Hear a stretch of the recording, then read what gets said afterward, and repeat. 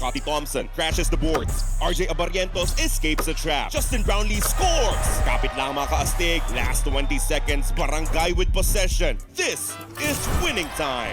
Assist! Sama-sama ang buong arena. Scotty inbounds. Abarrientos sets up the play. Brownlee for 3. Pasok! Panalo! Arena Plus, the official partner of the PBA. Sama-sama manood. Manalo! Magsaya! Sama-sama sa arena.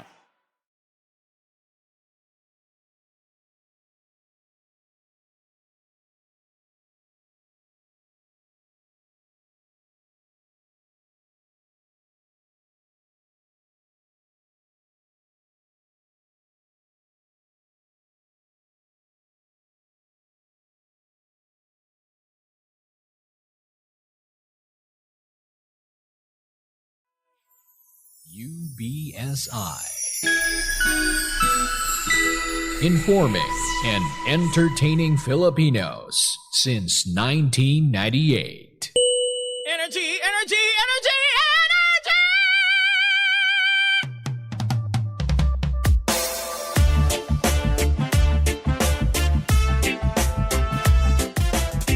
Same, pero iba.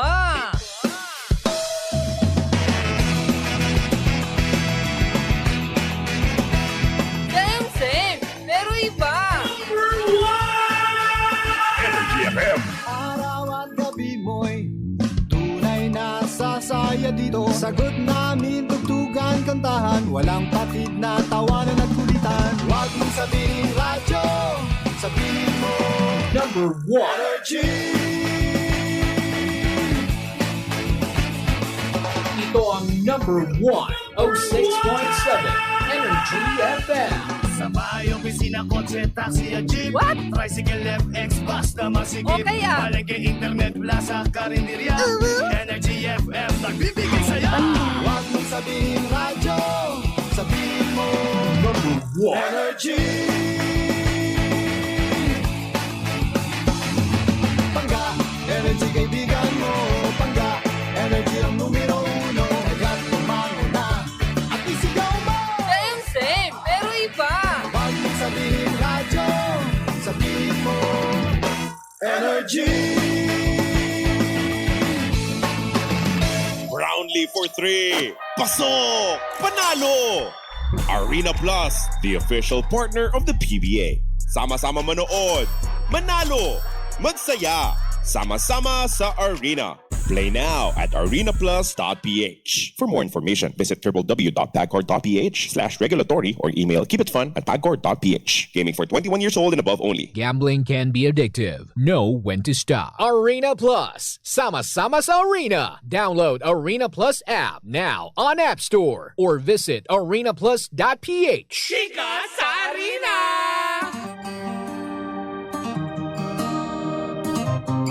Isang magandang umaga,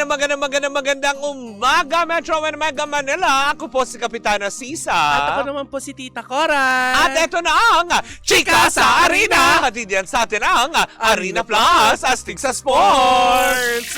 Talaga nga naman, eto na sandali lang ha, yung mga atat na magtanong patungkol sa nangyari sa, alam mo yun, Super Diva concert, maya-maya konti. Pero eto muna tayo, magbigay daan muna tayo para sa pampalakasan. O, diba? Kai! O, mali. Kay! Mali, nung Sabado pala. Si Ingay naman. Sasabihin ko sana kahapon, mali. Mali. Daming... O, diba? Nung Sabado nga, tuluyan na ngang natapos ang quarterfinal round sa PBL kung saan nga naman tuluyan nang nagpaalam ang NXL or NX-LED sa laban nila ng Cherry Tigo matapos kasi silang talunin sa laban na 3-0. Ganon din ang Creamline. Ayan, tuluyan na nga din nagbabay ang Farm Fresh Foxies dahil 3-0 din sila ng Creamline. Sa darating naman na August 12, diba, nakakaloka. ka. Sino? Bukas yan. Oo. Sa Smart Araneta kung saan nga naman magaganap na ang labanan sa apat na kupunan na maglalaban-laban sa semifinal round na Signal HD versus Cherry Tigo, PLDT versus Creamline. Sino kaya ang uusad para sa darating na linggo para sa final round? Sa Mall of Asia Arena na gagawin yan, malalaman natin from 8 down to 4 na maglalaban-laban sa semifinal round ng PBL. At sa ibang balita, Tita Cora, labas! Gold and silver para sa Philippine Jiu-Jitsu, Mare. Wow! Dahil nakagawa ng kasaysayan Oh. si Kyla Napoles matapos masungkit Oh. ang kauna-unahang medalya ng Pilipinas sa Jiu-Jitsu. Oh, hindi siya sumakay ng jet ski? Ganon. No. Wow. Oo, Jiu-Jitsu sa the World Games. Inala niya ang silver medal women sa 57 kilogram Huwag kang ganyan, para kasi Doraemon. sa liwa sa event. Kakanood ko ta ng Pokemon eh. Nagbuboses Team Rocket ako. Oo, diba? Na siya ring ika-anim na pilak ng bansa sa prestigyosong international Oo. tournament Oo. na tampok ang mga non-Olympic sports. Oh, Hindi ito ang unang beses na gumawa ng marka si Napoles dahil nung nakaraan may illegal detention. Hindi. Ay, ano? Hindi, ibang Napoles Sige, yun. Sorry. oo. Not the Janet. But the other Napoles. Nakakulong pa ba yun? Hindi na. Wala, nakalaya na. Oo. Nabigyan ng parol. Noong 2023, siya rin ang kauna-unahang nakapag-uwi ng gintong medalya para sa Pilipinas sa World Combat Games. Ang taray. Oo. Akala ko siya yung nagsindi ng ilaw. No.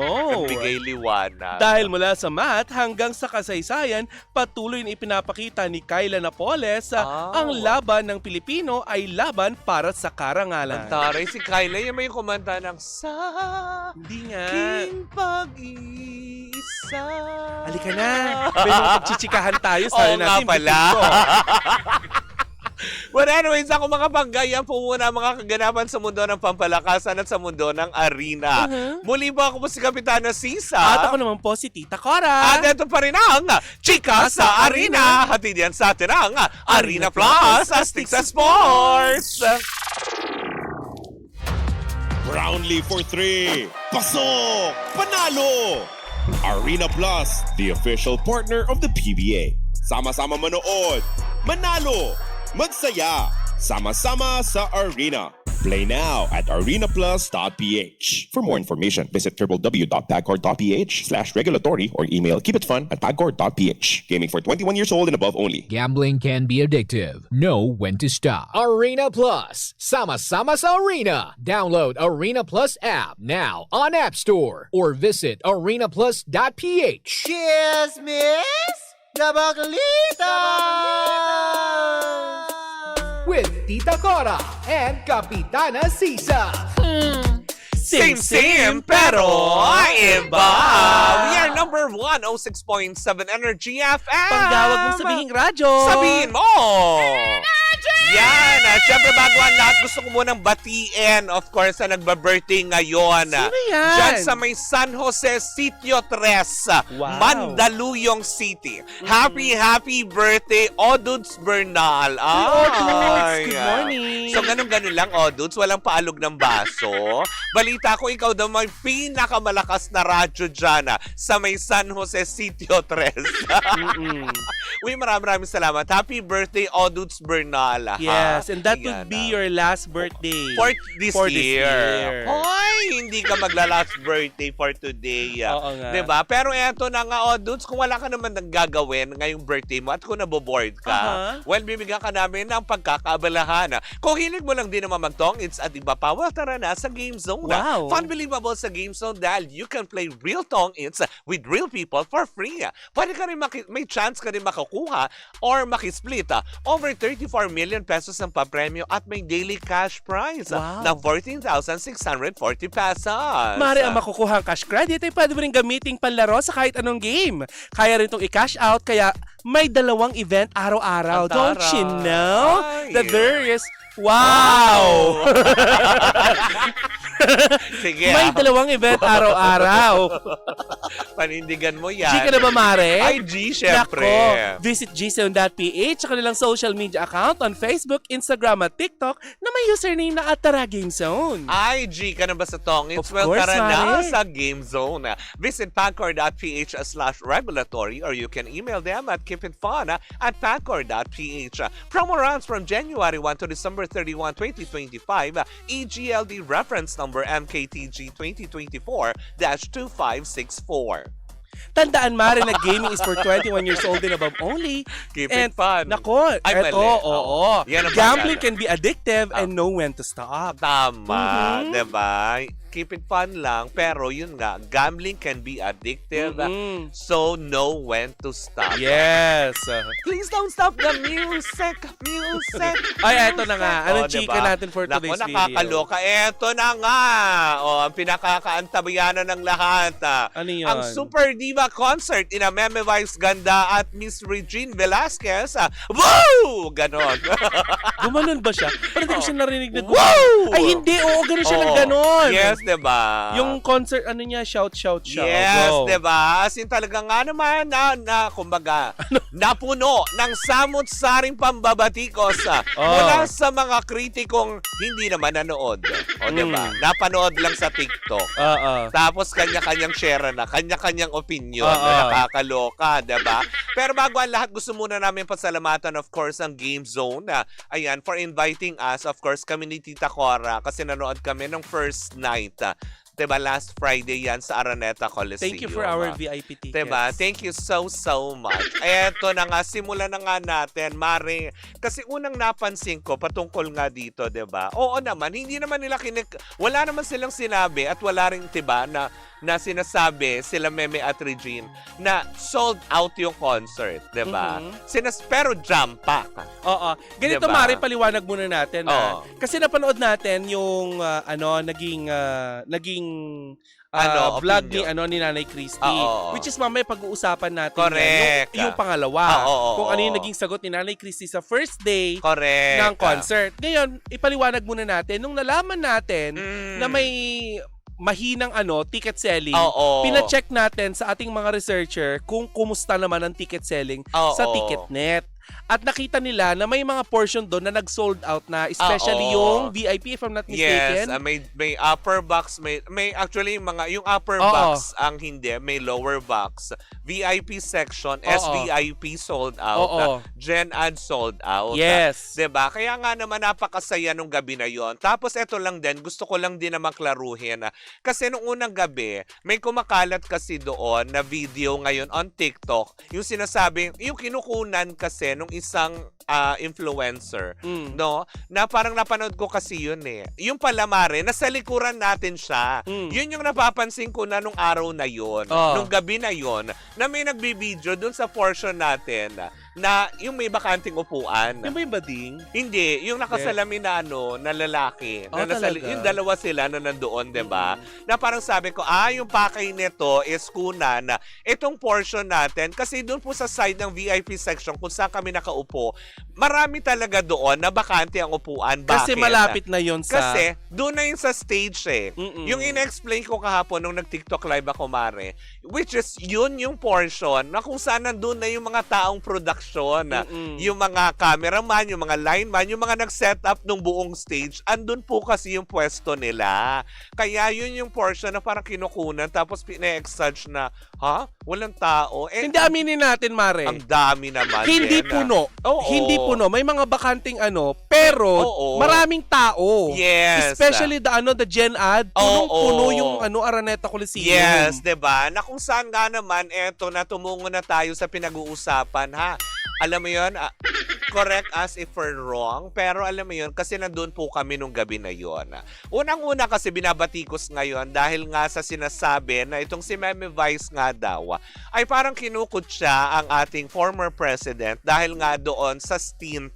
Stint ba ang tawag doon, Mare? Yung mga, yung diba yung paglabas-labas ni Vice doon, yung nag-jetski holiday siya. Stint ba ang tawag doon? Ang tawag doon hindi eh. Basta may tawag din mga maalala ko. Yan na. So may mga portion at doon nag-concentrate ang mga tao. Unang-una, hindi po ba? Kasi sabi ko nga, kung talagang magagalit ang mga tao patungkol dito at talagang kung talagang nasaktan yung mga taong nandoon, parang wala naman kaming narinig nung gabi na yon na nag-amok dahil napikondo sa sinasabi or meron man lang nag-react doon sa loob ng Araneta Coliseum na ang bastos mo, dapat hindi ganon. Hindi ba parang nung gabi na yon, Maren, saksi ka din naman. Halos lahat ng tao nagtawanan. Yes. Even si Senator Grace po tumatawa. 'Di ba? Na parang tipong doon sa aspeto na 'yon na 'di ba actually siya rin isa sa natumbukan din ni Meme Vice na tawang-tawa ka, Senator Grace po. Tingnan ko kung, alam mo yun, humarap ka kay Marcoleta, kumatawa ka. Pero alam mo yun, kung tinake nila yon as a joke. Kumbaga, parang kasi, diba? Pumasok ka dyan sa concert na yan, anong Yes, ina-expect mo maglalabas si Vice Ganda? Tama, alam nga naman mag-prayer vigil sila, hindi ba? Yung mga gano'n. Tapos, parang, teka sandali, bakit parang ngayon nakakonsentrate tayo kay former president, samantalang ginawan din ng joke ng stint ang ating present president. 'Di ba? Na hindi naman nag-react ang Malacanang. Wala namang sinabi, 'di ba? Yung mga ano na medyo nasasad lang abangan ako. natin yan ngayong araw kasi ngayon pa lang ang ang opisina ulit. At saka isa pa, ngayon pa lang din yung mga tao, kasi 'di ba, for sure tayo pa lang din naman ang alam mo yon, nag-umpisa ng balitang ito at mamaya pa yung iba. Hindi, kahapon ay napag-usapan na Nanay Christy. Talaga? Sa yung kanilang first day. first vlog nila. Which is mamaya ay tatalakayin natin. Tapos di eto na nga, parang nakakalungkot lang na part kasi nandoon kami, ang tao ay nagtatawanan. 'Di ba? So kung alam din na, very much aware din naman ang mga guests doon, like sila Meme Vice, sila MC, sila Lassie, sila Miss Regine. Alam nila na nakatutok ang mga camera at alam din nilang kakalat ito. 'Di ba? Na ang sa akin lang naman bilang isa sa mga nanonood nung gabi na 'yon, 'di ba, Mare? It's a comedy concert show. 'Di ba? Na siseryosohin natin na ikinalat natin ang ikinalat kaagad ng video pero nandoon kayo. Pero katulad din yung isang vlogger na nasa likuran din natin, pinakikita mo yung walang nakaupo pero nagbayad ka ng 8,000 worth ng ticket doon sa VIP section eh. Naku, hindi nga natin sure kung Diba? nagbayad yun. Diba? Baka naman din niregalo lang din sa'yo tapos nanood ka doon para lang kuhaan yun. Diba? Bakit hindi rin sana kinuhaan yung ibang mga portion, nakakonsentrate ka doon sa ilang rows lang na bakante. Sana ikinalat mo din yung camera mo all over the Araneta Coliseum. Kasi makikita doon sa string lights eh. Diba? Yung nilalaro-laro natin. At talagang marami din naman ako nauwi noon. So, kung saan tinanong mo muna, Dexter, inuwi ba to? Kasi sabi ko, bakla wag mong iuwi. Kasi diba, naging issue yan dati sa Coldplay. Oo, sa Coldplay, nung nandito sila. Yung wristband. Oo. Yan. Tapos iuwi mo yan. Diane Hernandez, hindi namin pinagtatanggol si Vice Ganda. Of course, audience will laugh, diba? Yung sa akin lang po kasi, it was just handled, kumaga parang sa ibang paraan kasi yung intentions of those who posted online is yung intention nila is ipahamak yung mga tao. I'm not speaking of Vice Ganda itself. Kasi si MC and Lassie of course nandoon din, hindi ba? Pero kasi 'di ba, first day nandoon may isang sangay din ng kumbaga kumbaga binoto ng taong bayan na nandoon nanood on the first day, Senator Grace po. On the second night, si Senator Bam Aquino was there also. Na parang tipong, teka sandali, ang happy nilang lahat. Di ba yung mga ganon? So kumbaga good vibes lang naman. Alam ko aani ng sangkaterbang, alam mo yon, komento at pambabash itong segment natin ngayon. Pero doon lang po tayo sa totoo sana. Kung ano yung napansin natin. Kung ano lang yung napansin kasi namin that night. Oo, wala naman pong masama. Ba't ka nagpapaliwanag? Kumaga parang, hindi. Wala. Kasi at least alam din nila. At aware din ako na ang daming mga mambabash dito. Huwag kang magpapaliwanag sa kanila. You don't owe them any ano. Tsaka isa pa, pangalawang issue dito. Una diba? sa lahat, hindi ikaw si Vice Ganda. Ang issue, nga pala. Bakit nga ba? Tapusin na nga natin to. Yeah. Hindi, pero hindi, yun lang. Kasi yun lang yung naobserbahan namin that night. Di ba? Na parang tipong ang sa atin lang naman. Di ba? Pumunta kayo sa show kung saan nga naman nagbabardagulan. Hayaan mo sila kasi nga syempre gusto nila maging seryoso. Oo. Yan tapos, ang ano. Tapos ngayon, nalulungkot lang din ako na parang tipong, ang lakas naman din ng ano. Hindi ko alam kung trip na ba yun o ano. Kasi hanggang pati yung mga endorsement, 'di ba? Nung sabihin na nga natin, 'di ba? Binoboycott nyo ang McDo. Bakit? 'Di ba? Na parang teka sandali, Bakit? Ano Magbabago kinalaman bang ng manok sa inyo? magbabago ba ang lasa ng manok? Kung, mamaya natin pag-uusapan yan. May Diba? may mga information Yung akong mga nakala. ganong aspeto na nakakaano lang, sabi niya mahirap paliwanagan ang mga alam nyo na, sabi ni Bianca Ashley. 'Di ba? Pero, sabi ni Nash Cortez, do the math sa mga fake news peddlers. 1 million daw nawala, 100K lang pala, hindi alam mag-round off sa math mill. Oo, kasi sinasabi, 'di ba, ng iba mga influencers ngayon na nawalan daw ng 1 million followers dahil sa ginawa nila. Ito si Ate Vilma, taga Davao siya. Oo. Pero she cannot do anything kasi yun yung branding ni Vice Ganda. Yes, Vilma Librado. Sabi niya, basahin natin, maganda yan. Mhm. Yes, ako taga Davao ako. Pero ganun talaga yan si Vice Ganda eh.